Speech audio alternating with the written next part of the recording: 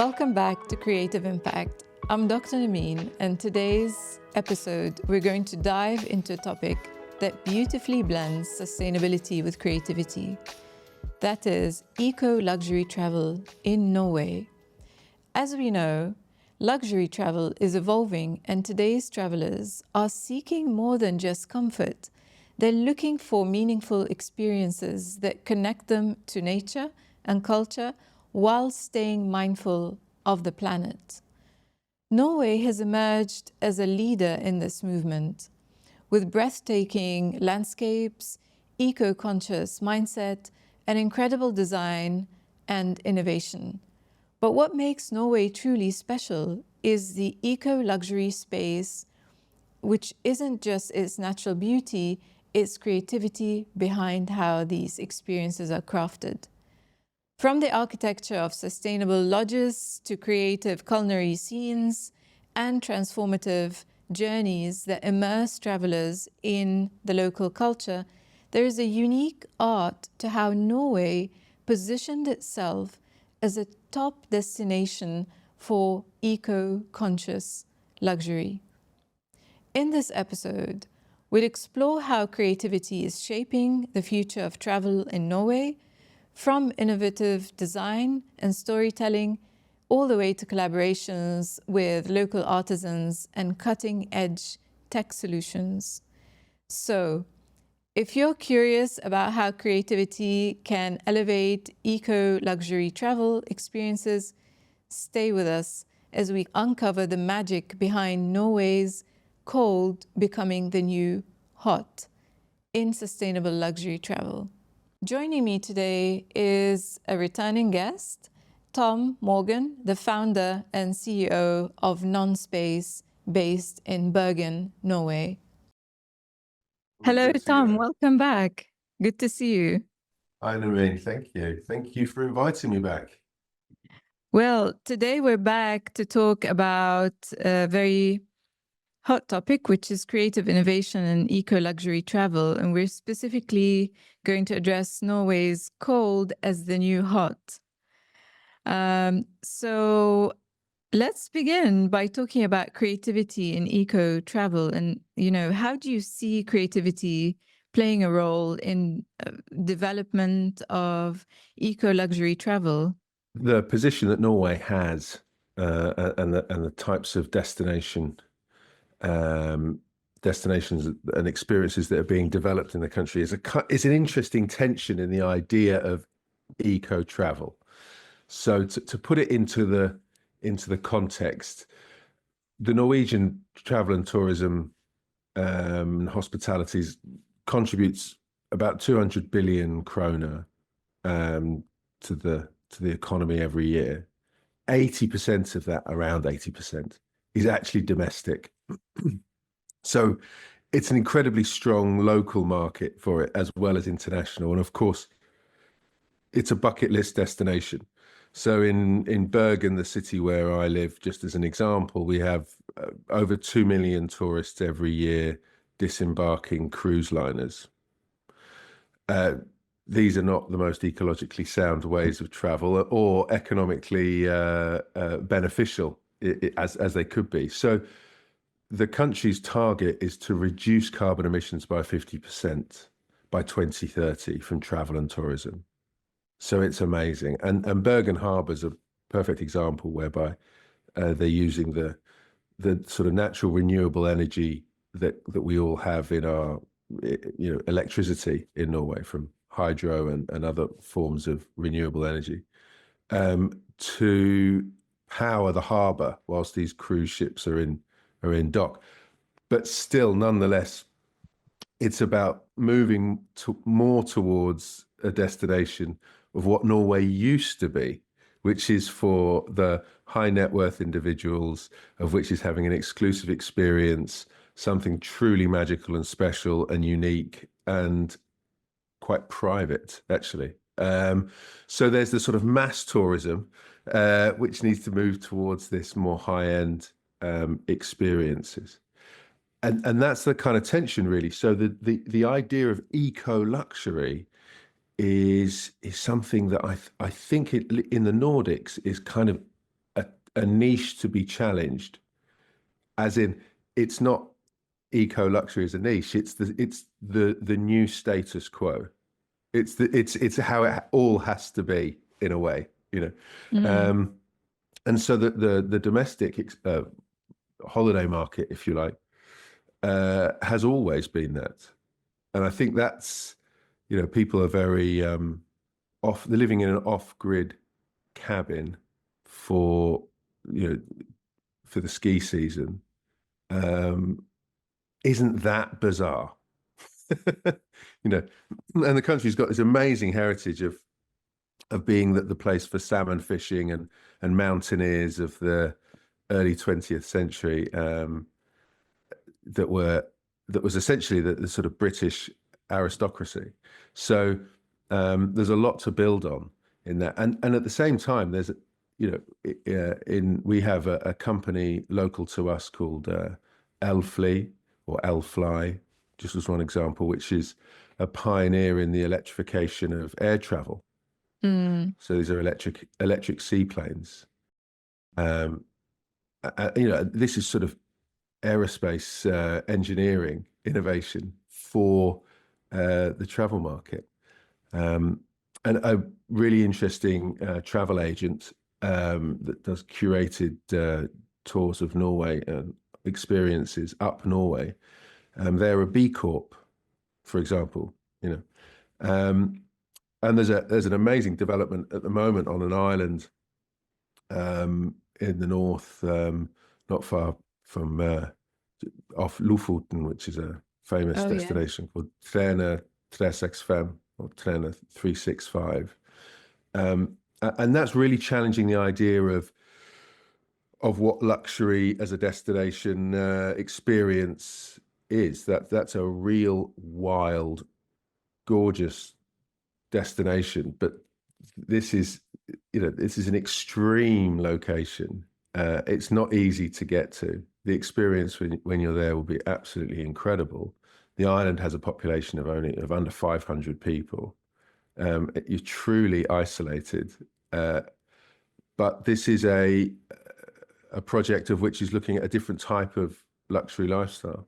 So I think that these are very naturally immersive experiences, if you like, but also the urban high-end cultural experiences as well, from you know, from Trondheim down to Oslo and to Bergen. So there's a lot to offer, and the idea of eco travel is everything from engineering and amazing technological innovations to become the new kind of status quo, I would say. Of course, Norway is endowed with this stunning natural beauty in terms of nature. But many of the eco accommodation, they blend seamlessly with their natural surroundings. How do you think creative architecture and design have actually helped redefine luxury in remote areas like Lofoten or like Tromsø, or in general in Norway? I think that's a really, really interesting point in what Norway has to offer in the design space, if you like. In that, you know, we've got a very strong position and idea of what Nordic design or Scandinavian design is, but in truth, that's really historically been dominated by Danes and Swedes. And so what's really great about that is Norway now has something unique to offer. So there's a certain element of the undiscovered, you know. So to break Nordic design down, you know, the Swedes are very much about a social experiment of design. You know, the modernist design was really a social experiment. The Danes were far more of a sort of aesthetic experiment. Norway is a very practical nation, incredibly practical. So the sort of Norwegian design is functional, you know, and the new function is to be very sensitive to nature. So it is about being stripped down of unnecessary detail and having clarity, but it's also about being really sensitive. And these architects, who are not all Norwegian but working in Norway, are great Canadian architect, Todd Saunders, based here in Norway, is a very good example of that. But of course, Snøhetta, also fantastic, internationally acclaimed architecture practice, and many, many more.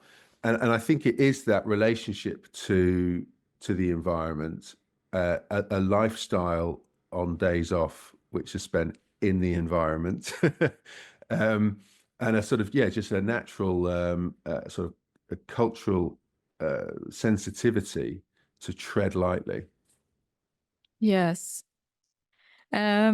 Beautiful. So, what are some of the most innovative designs you've seen in eco-friendly lodges? Because when you were talking, I was imagining all these lodges or hotels in Norway that combine sort of sustainability with high-end aesthetics. A booming film destination for exactly this reason. You know, I think from Ex Machina was filmed in an amazing building built into nature, and Juve landscape hotel outside of Ålesund has been used a lot, whereby, you know, your room is over a waterfall. It's very sensitive to the landscape. You're sort of hidden into the space itself.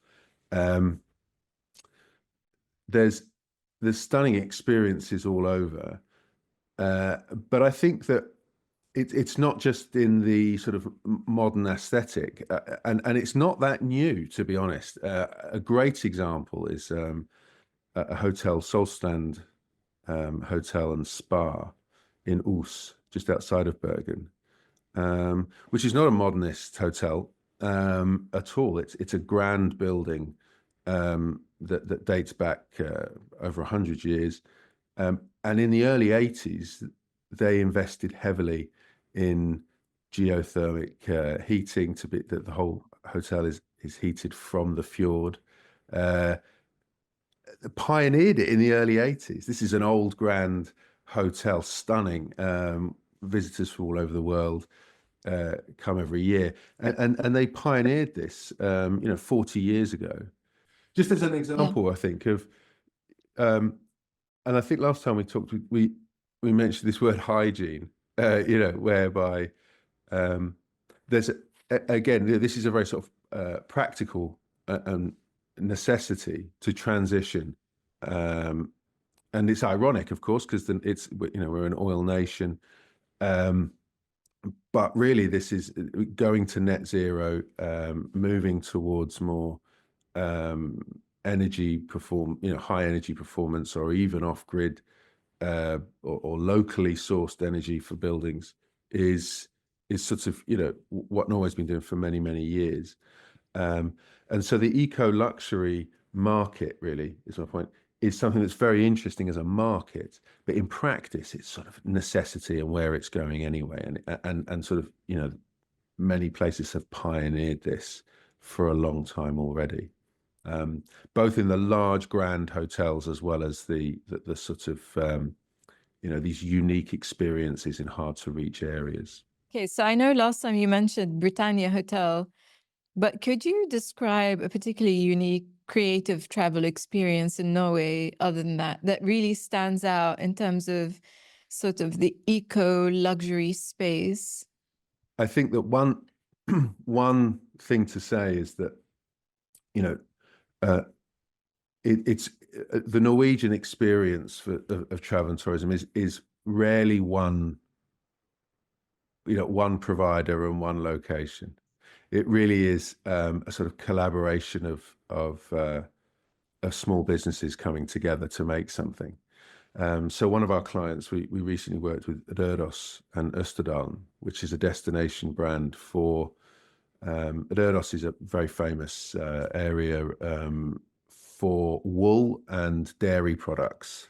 So some of the best sort of cheeses and what have you come from that area. And Røros Tweed is a great textiles manufacturer from the area that's working with many fashion designers and what have you. And this is a really you know, again, it's a stunning natural landscape. It's inland, so that it's not fjords, it's not the cliche. And this is everything from as an experience there, everything from sort of, you know, having a husky sled onto the beautiful tundra where there's, you know, reindeer and all sorts of different stunning wild experiences to have, as well as small spa hotels. You know, and travel is relatively easy with different types of flight, and the roads are quite something to drive on. So there's a lot of car companies of which are sort of, you know, giving a luxury car experience. It's quite amazing how easy it is to get some of these vehicles in Norway. So, you know, that's just one. Røros and Østerdalen is a stunning region and one to sort of explore. Then in Vestlandet, in the west coast, you know, the culinary experience is just stunning. So without doubt the best seafood in the world. And so, you know, quite often a culinary experience is one that you actually go out with the chef, you know, that you dive for scallops, fish for salmon in the case Incredible. yeah, in the case of, I mean, it's cold, but it's worth it. You know, sea urchins and or at Britannia, for example, they have a stretch of the Gowler, which is one of the world's finest salmon rivers, and so, you know, that's we were actually shooting an ad, a summer campaign for them a few years ago. And accidentally caught a salmon, which is a very, you know, whilst filming for this campaign.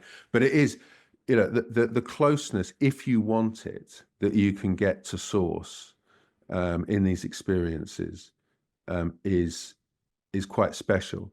But I would say, you know, it's not for everyone, and I think that Norway does challenge the at least in the natural in the natural space, out of the urban, out of the cities, a luxury tourist or travel experience is one that you have to go to it.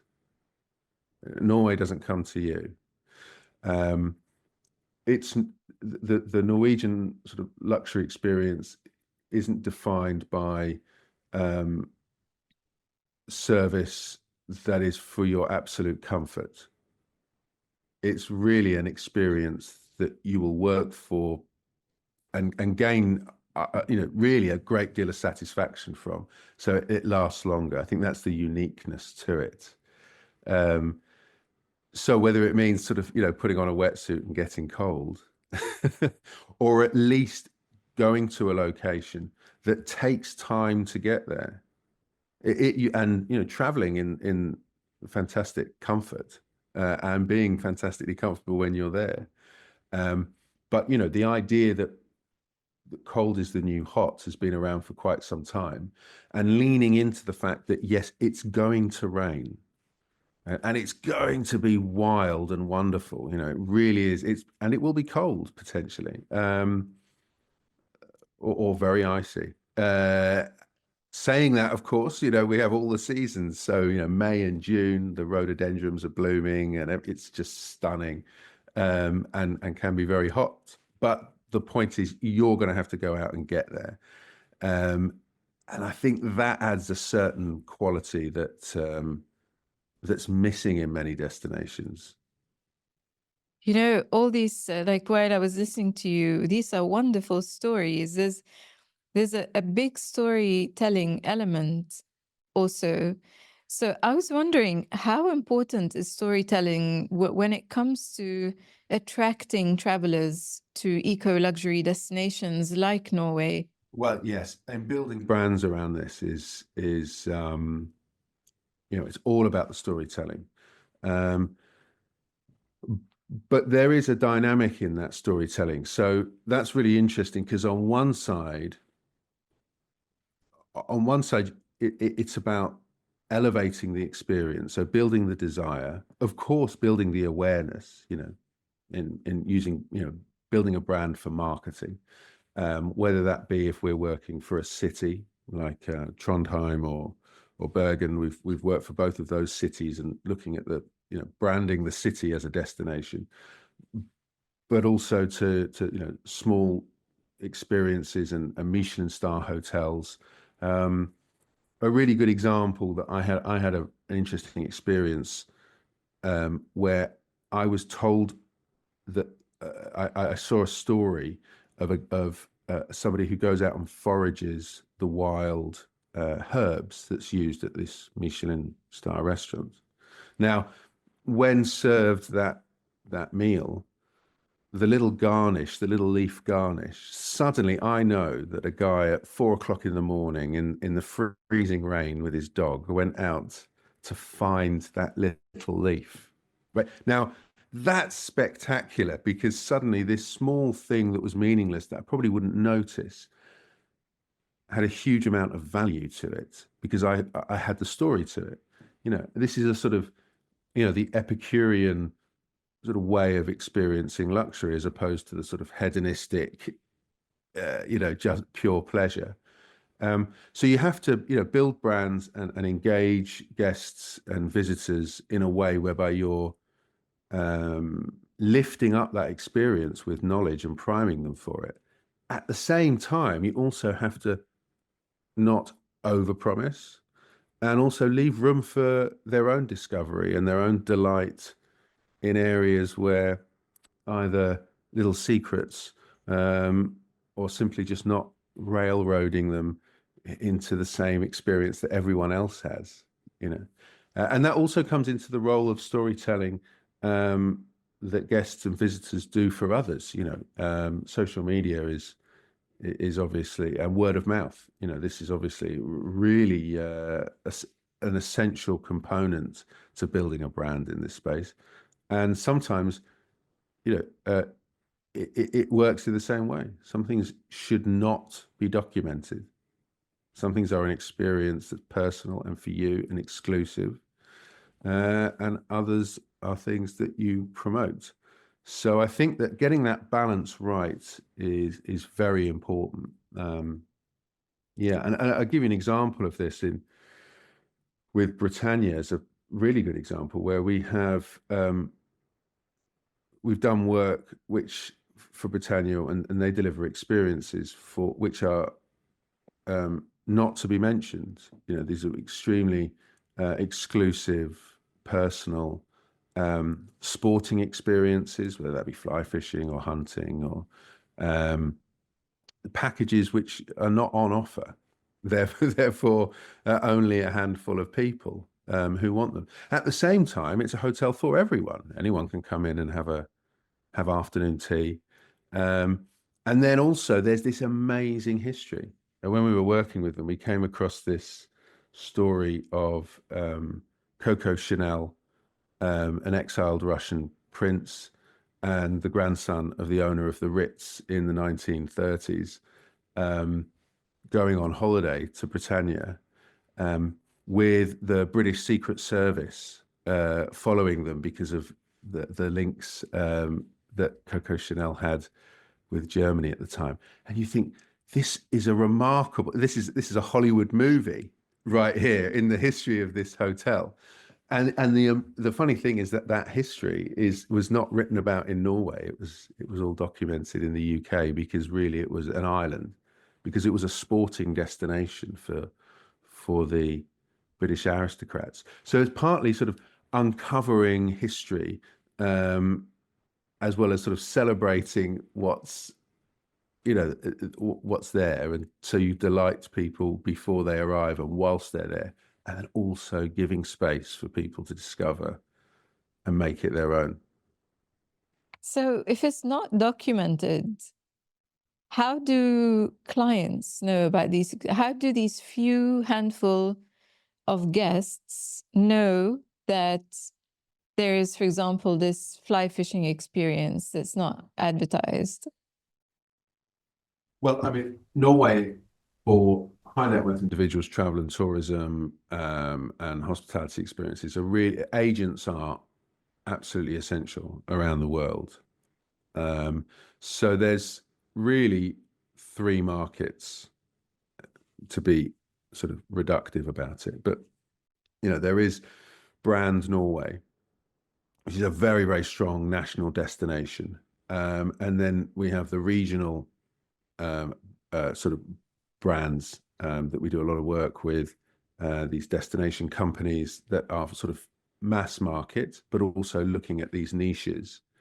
And that is everything from the 2.2 million disembarking a cruise liner to those who are coming for weekend breaks, Europeans often, to those once in a lifetime experiences. And then you have those very exclusive, going through an agent type of sort of not really packages, but curated experiences. And more is Norway is having more and more to offer these, and often there's sort of strong brands which sort of come out of Norway to have international acclaim. Going back to your point previously, architecture being one of them, food, culinary experiences being another. We've recently worked on Kunstsilo in Kristiansand, which is the world's largest collection of Nordic modernism. And it's a stunning piece of architecture, amazing collection of art from Nikolai Tangen, who is he runs the Norges Bank, the Norwegian Oil Fund, the hedge fund, the Sovereign Wealth Fund, former hedge fund owner. And this art collection on its own is amazing. It's a new sort of destination for people coming from all over the world to have this culture experience. But then down the coast we have Under, which is an underwater sort of semi-submerged dining experience. Wow. In the most spectacular location. There's the Eye, which is also in Western Norway, which has international acclaim for that. So sometimes it is this one experience of which people travel to have, and it can be culinary.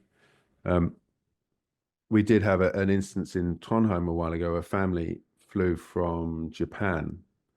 They were aware of where the Michelin guide was sort of looking at where the hot places were for great culinary experiences. And so a family flew from Japan to Trondheim for dinner and flew back again. Our job is to keep them there for an extra day with, building brands that are really strong to do that. And also to show this sort of multi-dimensional, there's other things on offer, which Norway has struggled with over the years. There's very strong cliches. So it's a double-sided sword, if you will, that the strength of brand Norway as a bucket list destination, people then assume fjords, old buildings, wooden churches, etc., home. And actually, his stunning modernist architecture, amazing art collections, fantastic opera, incredible sporting experiences, and so much more to offer. So, sometimes that can that's the job now, really, to move people to see that there's a lot more to do. Oh, well, that actually makes me think of something. When you mentioned opera and taking them to see other parts of the culture, it's not just visiting a place and going home. Creativity, to my mind, comes from collaborating. So how are local artists, and I know there's many, many artists in all forms, so how are these artists or designers or artisans in Norway actually involved in shaping eco-luxury travel experiences? Yeah, well, I mean, the collaboration and using what you've got locally, you know, comes back to what we were talking about before as a sort of standard sort of way of getting by in this you know, magical land. But of course there is a kudos and a provenance that you have with using local. That to say, there is work to be done, I'll be honest, with understanding international quality, particularly in hospitality. And so, of course, what Norway has to export, such as stunning seafood, that locally is wonderful. But then I think that it's often those brands like Britannia, or we have De Bergenstein in Bergen, which and many others, and Røros and Østerdalen, the city of Trondheim as a destination brand. It's really about taking leadership and supporting and lifting the game of these brands, and then also people like ourselves to sort of, you know, work with them and guide them along the way and bring in others. And we mentioned this before, but Fitjar Islands, the soapery, is a really good example of that, where one of our clients that was a hotelier wanted airsoap for all the rooms, which is an Australian brand and well known, very good. But Fitjar Islands is just down the coast and better, I would argue. But also to create a bespoke, you know, so a bespoke scent for that experience. So then that's that, you know, you start to build that synergy. Uliana is another great example whereby you know, the garments are on loan for guests in a hotel, or simply that the blankets are there, and as a guest, it's not just, you know, what you're surrounded by is made local, but it also has, it's going back to the storytelling, you know, it's building the stories. The magic of experiences are often sort of in between the brands, not just the collaboration is the thing that's really special. And that allows for that allows you to discover things yourself, you know, to make those connections yourself.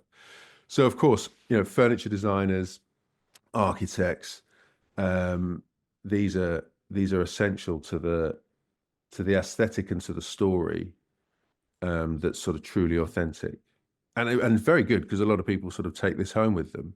So this is a great opportunity for local, great craft and designers to work internationally from that as well. So when you were talking about the hotel and the cross collaboration between, say, fashion brands, homeware, and hotels, that's fascinating. That's really, it is part of the experience, I guess, and being a Norwegian brand as well. And it makes me wonder, how about well-being? I mean, how do these creative approaches contribute to wellness, such as, like, I don't know, incorporating local traditions or natural elements, or contributing to luxury travelers' experience in general? Yes, I mean, that's really a very strong and, again, kind of unique niche, I would say, as a global destination, that Norway has in being a sort of wellness destination. And it also goes back to what I was mentioning before, is you have to go to it. You know, so an awful lot of the boutique hotels are spa hotels, and nature is part of that wellness, and we see this actually also as a corporate destination, where this is a fantastic change of headspace. We're an hour and a half, 2 hours from London, or, you know, 2 hours from Paris. You know, it's really so you can arrive, have a meeting, have a night in a completely different change of headspace and gone again. In fact, that was something that was played out in the HBO series Succession. Where are we going to do Oh, this great deal? Okay, let's go to Norway, up a mountain. Well, and have this, different perspective on what we've got to do. So I think that there is at both the sort of romantic, family, once in a lifetime, corporate wellness is sort of sewn into all of these packages, and reasons to come to Norway. So, but it is something that the lifestyle, the cleanliness, obviously the clean air, and that idea of cold being the new hot is essential to it.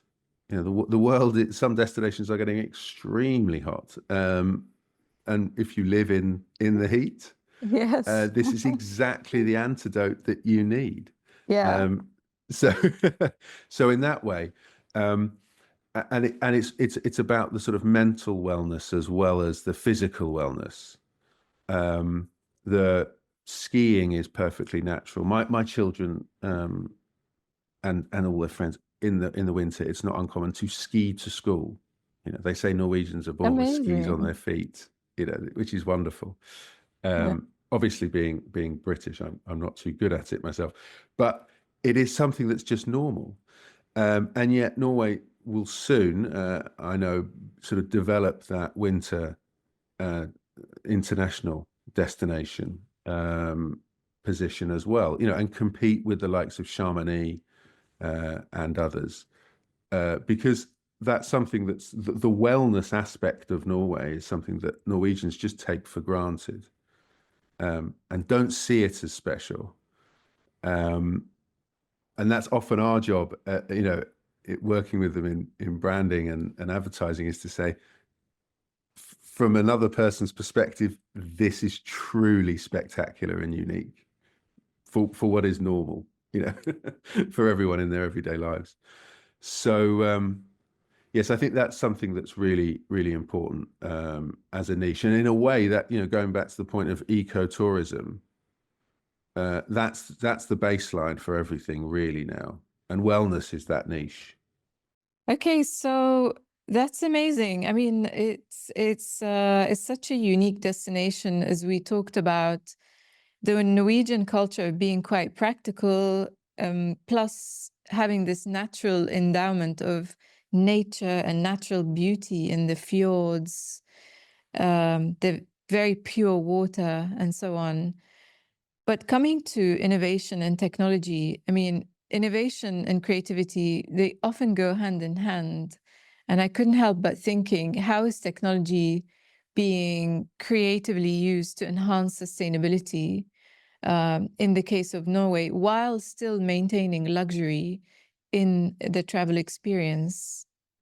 With that practical sort of state of being that is to be Norwegian, in the digital age, if you will. Norway is probably one of the most advanced sort of digital optimistic societies, where the elderly are doing internet banking. The adoption of AI is something that now is the finance sector has been really talking about this for the last 10 years and is really sort of up ahead of the game in risk management, etc. Across the board, things are digitized, and partly that is purely through practicality. This is a big nation of just 5 million people, and so you can lean into technology to take some of that sort of demand of the workload away. The other thing is that, being a sort of oil and gas pioneer, and shipping, international shipping, there are many engineers, and so it is not it's not uncommon to drive for 20 minutes through a mountain, which is a tunnel, you know, these huge road tunnels, and you think you're just surrounded by spectacular engineering feats. And so that, you know, in both sides of that. So you know, where the example of Elfly that I gave before of sort of pioneering the electrification of flight, electric aeroplanes, you know, that's happening here. It's happening around the world, of course, but I'm never, you know, I'm never not blown away by what is being developed here in Norway, both from tech companies and, you know, as well as the way in which people adopt tech solutions. And that comes into something that's really, it ties everything that we've been talking about really with storytelling and building brands and building experiences, and you know, empowering people, for want of a better way of putting it, to discover something for themselves, you know, to find something local and also to go to source. You know, in the age whereby we have to be transparent, being able to call brands out and really go and find, does that farmer exist?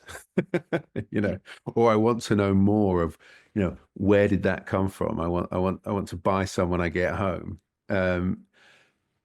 It's all there now, right? We've recently developed a new platform, or designed this new UX experience for Norway called Fjord Travel, and that's a sort of once in a lifetime experience market that they're working with, often people in America or the UK, Germany, etc. But part of that user journey, if you like, digitally, is of course it's marketing and sales at the beginning. It's also then you curating your own experience, how you want to travel, where you want to go to, and these are not sort of, you know, cheap holiday experiences. These are sometimes, they can last from a week to 3 months if you wish, and you know, often people bring their whole families, and these are once in a lifetime experiences. So it's the sales and marketing. It's then this process of curating your own, but then it's also about, whilst you're there, it's more than an itinerary. It's not just saying when your flight's leaving or where to go next or what this is. It's also the storytelling of the location that you're in and what's happening. And then what's interesting is what happens to that afterwards. You've kind of, you know, created your own digital archive of an experience that you've had in Norway. You know, like in the old days, it would be the role of Kodak. And this is what we do now, of course, with social media and what have you, and cookie crumbs around. But this is something that's kind of deeply personal. And Norway is also, you know, 5G pretty much everywhere. The infrastructure is fantastic, and so that lends itself to also being sort of off-grid but globally connected at the same time. And it is something that's just very normal here, but extremely unique elsewhere. So there is a sort of competitive advantage that brands can take from Norway and competing internationally as a destination and just being that advanced. But also it's something that as a guest or visitor to the country, it really does sort of elevate the experience.